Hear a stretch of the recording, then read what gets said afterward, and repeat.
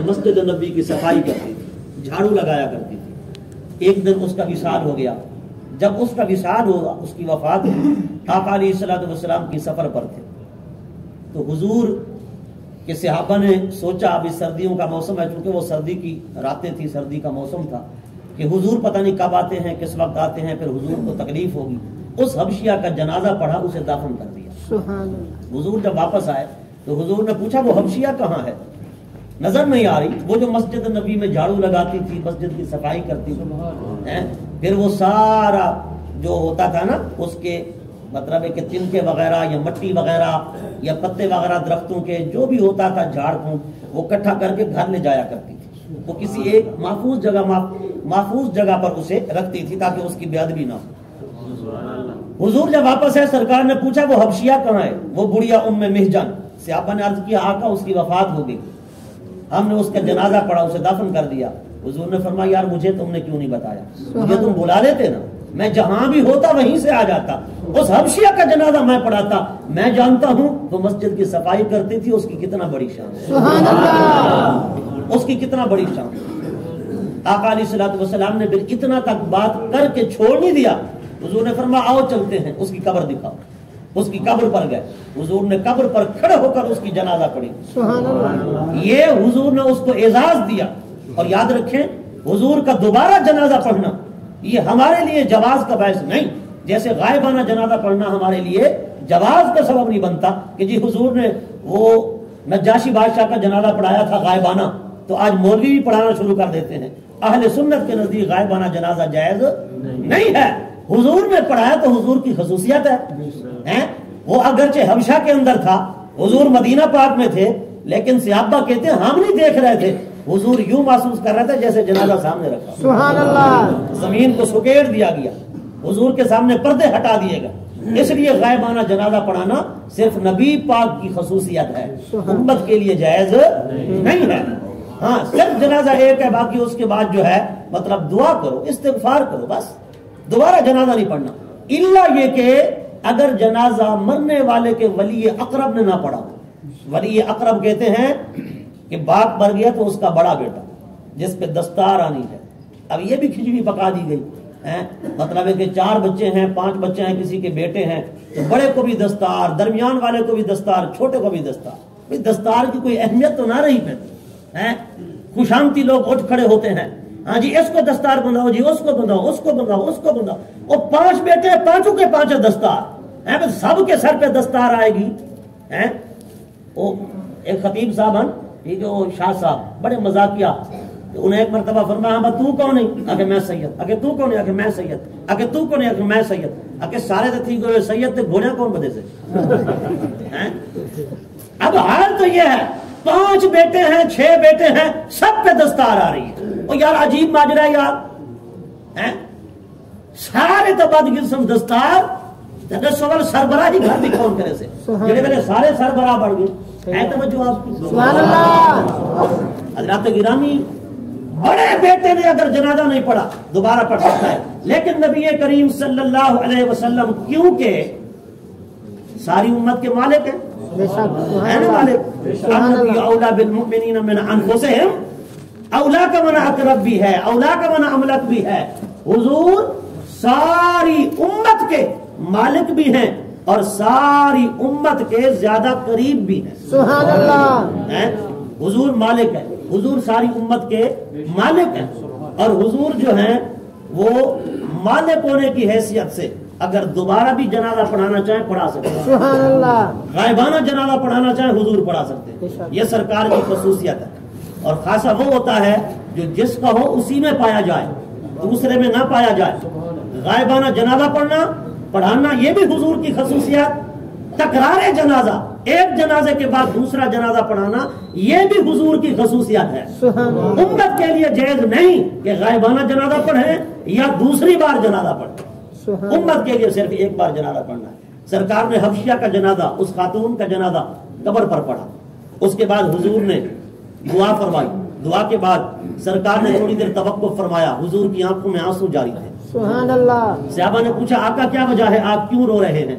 حضور نے فرمایا کہ میں دیکھ رہا ہوں اللہ تبارک و تعالیٰ کی طرف سے مجھے حکم آیا ہے کہ محبوب ہم نے مسجد نبوی کی خدمت کرنے کی وجہ سے کہ مسجد میں جھاڑو لگایا کرتی تھی، اس برکت سے ہم نے اس کی قبر کو نور سے بھر دیا۔ سبحان اللہ۔ اور اللہ تبارک و تعالیٰ نے فرمایا کہ اے محبوب ہم نے اس کو جوانی عطا کر کے جنت میں اس کی شادی رچائی ہے، اس کی شادی کر دی ہے، اور اس کو جہیز میں اتنا ہیرے جواہرات سونا چاندی دیا ہے کہ جب سے مسجد نبوی کی صفائی کر رہی تھی تب سے لے کر اب تک جتنا اس نے جھاڑ پھونک، مسجد کے تنکے پتے، جو چیز مسجد میں سے جمع ہوئی اس نے جمع کی تھی، اس سب کے برابر ہم نے اس کو سونا چاندی ہیرے جواہرات۔ سبحان اللہ۔ یہ مسجد کی صفائی کا مطلب ہے کہ صلہ ہے، یہ انعام ہے، اس لیے مسجد کا ادب بہت ضروری ہے۔ آقا علیہ السلام نے فرمایا اگر کوئی بندہ لہسن کھا لے، کیا کھا لے؟ لہسن، جانتے ہو نا، تھوم۔ اگر کوئی بندہ پیاز کھا لے یا لہسن کھا لے، اس کی بدبو پیدا ہو جاتی ہے نا، یا کوئی بدبودار چیز، سگریٹ پی لے، بیڑا لگا لے، غرض یہ کہ کوئی ایسی شے جس کی بدبو ہو، جس کی عفونت ہو، حضور نے فرمایا اگر اس نے کوئی دوائی ایسی لگائی ہو یا جسم پر کہ اس کی بھی بدبو ہو رہی ہے، تو ایسا بندہ جب تک بدبو ختم نہ ہو مسجد میں نہ آئے۔ سبحان اللہ۔ مسجد کے اندر ایسا بندہ نہ آئے جب تک کہ اس کی بدبو ختم نہ ہو جائے۔ اس لیے آقا علیہ السلام نے نہ کبھی کچا پیاز کھایا نہ کبھی پکا پیاز کھایا، سبحان اللہ۔ نہ کبھی کچی لہسن کھائی نہ کبھی پکی لہسن کھائی۔ صحابہ نے عرض کیا آقا آپ پکی کیوں نہیں کھاتے؟ امت کو تو اجازت دی ہے۔ حضور نے فرمایا پکی میں اس لیے نہیں کھاتا کہ میرے پاس فرشتوں کی ایسی جماعت ہے جو اس کی ہوا کو بھی پسند نہیں کرتے، سبحان اللہ۔ وہ میرے پاس آتے ہیں، میری ملاقات کے لیے آتے ہیں۔ پھر حضور نے فرمایا کہ مسجد کے اندر ایسا چراغ جلانا، ایسا دیا جلانا جس میں دھواں پیدا ہو، یا ماچس کے اوپر تیلی کو رگڑنے سے اگر دھواں نکلے نا، علماء فرماتے ہیں ماچس ہے، اس کے اوپر آپ نے تیلی کو رگڑا، اس سے دھواں نکلا، علماء فرماتے ہیں یہ بھی مسجد کے اندر حرام ہے۔ سبحان اللہ۔ اندازہ فرمائیں مسجد کا ادب۔ اس لیے میں پہلے عرض کر چکا ہوں کہ مسجد کے اور ہمارے گھر کے درمیان کتنا فرق ہے، جتنا ہمارے اور ہمارے اللہ کے درمیان ہے۔ سبحان اللہ۔ یہ اللہ کے گھر ہیں، ان کا ادب ضروری ہے، حضرات گرامی ان کا احترام ضروری ہے، ان کا ادب ضروری ہے۔ مسجد بنانے کا بڑا ثواب ہے، لیکن مسجد کو آباد کرنے کا بھی اتنا ہی ثواب ہے۔ جس نے مسجد کو بنایا اگرچہ ایک اینٹ بھی لگائی، اللہ اس کو بھی جنت میں گھر عطا فرمائے گا۔ جس نے مسجد کو آباد رکھا اللہ اس کو بھی جنت میں گھر عطا فرمائے گا۔ سبحان اللہ۔ قیامت کے دن کیونکہ جو مسجد کے ساتھ محبت کرتا ہے، مسجد کی خدمت کرتا ہے، دیکھ بھال کرتا ہے، وہ تو میں نے شروع کے اندر بھی عرض کیا کہ حضور فرماتے ہیں اس کے بارے گواہی دو کہ یہ ایمان والا ہے، سبحان اللہ۔ اس کے ایمان کی گواہی دو۔ جب قیامت کا دن ہوگا نا، اللہ پاک فرمائے گا ساری کائنات فنا ہو جائے گی، پھر اللہ پاک فرمائے گا یہ مسجدیں تو فنا نہیں ہونی، یہ تو جنت میں جائے گی۔ اللہ پاک اس کو سواری کی شکل دے دے گا، پھر اس کو لگام دے گا۔ لگام کے بارے کہا جائے گا جو خطیب ہے، امام ہے، وہ اس کی لگام پکڑے، اور جو مؤذن ہے وہ پیچھے سے ہانکے، اور جو نماز پڑھنے والے، محبت کرنے والے، مسجد کی خدمت کرنے والے ہیں وہ اس کے اندر بیٹھ جائیں۔ سبحان اللہ۔ اسی طرح شایان شان طریقے سے اللہ ان کو جنت میں پہنچا دے۔ سبحان اللہ۔ حضرات گرامی، وہ شاہجہاں بادشاہ نے ایک مرتبہ خواب دیکھا تھا نا، یہ ہندوستان کا بہت بڑا بادشاہ گزرا ہے، اس نے خواب دیکھا تھا کہ اس کو کوئی ایک نقشہ دکھایا گیا، پھر خواب کے اندر بشارت ملی کہ اس جیسی مسجد بنانی ہے۔ صبح اٹھا، پورے ہندوستان کا بادشاہ تھا، اعلان کرا دیا کہ جتنے انجینئر ہیں بڑے بڑے وہ آئیں میرے پاس۔ انجینئر آ گئے، کہا کہ ایک میں نے خواب میں مسجد دیکھی ہے، اس جیسی مسجد بنانی ہے، لہذا نقشہ تیار کرو۔ اب میں خواب دیکھوں اور آپ کو کہوں میں نے جو دیکھا ہے آپ بتائیں، تو کوئی بتا سکتا ہے؟ نہیں بتا۔ انہوں نے کہا انجینئر نہیں، انجینئر حضرات نے کہا کہ بادشاہ سلامت ہمیں کیا پتا کہ آپ نے کون سا نقشہ دیکھا ہے۔ بہرحال انہوں نے دماغ لڑایا، طرح طرح کے نقشے بنائے، جو بھی نقشہ پیش کرتے ریجیکٹ ہو جاتا، جو بھی پیش کرتے نہیں یہ نہیں یہ نہیں یہ نہیں، کوئی اور ہے۔ اللہ اکبر۔ ایک مجذوب تھے، اللہ کے ولی تھے، جو دلی کے اندر رہا کرتے تھے، جس کو پہلے دہلی کہا جاتا تھا، آج کل اس کو دلی کہا جاتا ہے، جو ہندوستان کا دارالحکومت ہے، ہندوستان کا۔ وہاں رہا کرتے تھے تو ان کا ایک مرید تھا انجینئر، جب وہ قریب آیا نا تو پریشان سا لگ رہا تھا۔ آپ نے فرمایا کہ پریشان کیوں ہو؟ اس نے کہا حضور والا بادشاہ نے خواب دیکھا ہے، خواب کے اندر مسجد دیکھی ہے، وہ کہتا ہے کہ اس کا نقشہ بناؤ، میں نے مسجد بنوانی ہے۔ اب پتہ نہیں بادشاہ نے کیا خواب دیکھا اور کون سی مسجد دیکھی، ہمیں تو سمجھ نہیں آ رہی۔ تو بزرگوں نے فرمایا، وہ اللہ کے ولی تھے، انہوں نے فرمایا جو جیسی وہ مسجد بنانا چاہتا ہے نا مجھے پتا ہے، میرے قریب آؤ۔ سبحان اللہ۔ جب وہ انجینئر قریب آیا، آپ نے اپنی چادر اٹھائی اور اس کے منہ پر ڈال دی، سبحان اللہ۔ ایسے چادر ڈالی نا تو اس کو مشاہدہ نظر آیا، اس نے ڈائریکٹ عرش پر دیکھا، سبحان اللہ۔ بیٹھا یہاں ہے اور عرش پر دیکھ رہا ہے، اور اس کے سامنے مسجد کا نقشہ آیا، اس نے جلدی جلدی سے وہ نقشہ بنایا۔ جب اس نے لیک لیا نا نقشہ، اس کے بعد چادر انہوں نے اٹھائی تو جہاں بیٹھا تھا وہی نظر آیا۔ سبحان اللہ۔ حضور میں کہاں تھا؟ فرمایا تو جہاں بھی تھا، 12 13 مقصود تو حاصل ہو گیا نا، مسجد کا نقشہ تو نے بنا لیا، بادشاہ یہی مسجد چاہتا ہے، جاؤ اس کو یہ نقشہ پیش کرو۔ سبحان اللہ۔ وہ انجینئر آیا بادشاہ کے پاس، اس نے جب نقشہ دکھایا نا تو شاہ جہان نے کہا، شاہ جہان ہندوستان کا بادشاہ ہے، اس نے کہا کہ یہ تو بتا کہ یہ تو نے کہاں سے لیا ہے؟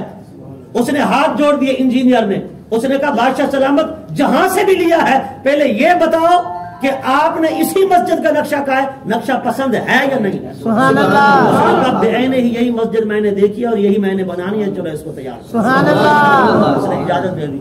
جب مسجد کی سنگ بنیاد رکھنے لگے نا، وہ بھی ایک انوکھی مسجد تھی، تو بادشاہ نے کہا اس کا سنگ بنیاد وہ بندہ رکھے گا، بزرگوں سے پہلی اینٹ رکھوانا، ہر ایرے غیرے کو پکڑ کر نہیں۔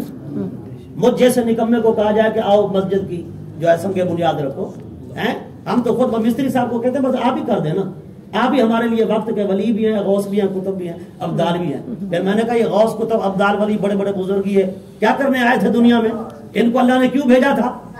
ہاں جی، ان کو اللہ نے اس لیے بھیجا تھا کہ بس تم نے راتوں کو جاگ جاگ کر عبادت کرنی ہے، اور اللہ نے ان کو ہمارے لیے بھیجا یار۔ سبحان اللہ۔ صحابی رسول نے گھر میں مسجد بنانا تھی، حضور کی بارگاہ میں عرض کی، آقا میرے گھر آؤ، کسی جگہ نماز پڑھ دو تاکہ میں اس جگہ کو مسجد بنا۔ سبحان سنگ بنیاد رکھوانا بزرگوں سے یہ صحابہ کی سنت ہے اور بڑی برکت والی بات ہے۔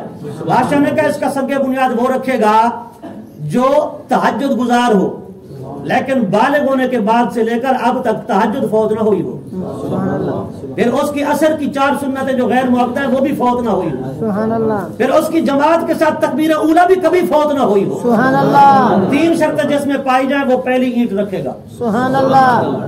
علماء فقہا بڑے جید لوگ موجود ہیں، شام تک تکرار ہوتی رہی، باس ہوتی رہی، مگر کوئی ایسا نظر نہ آیا۔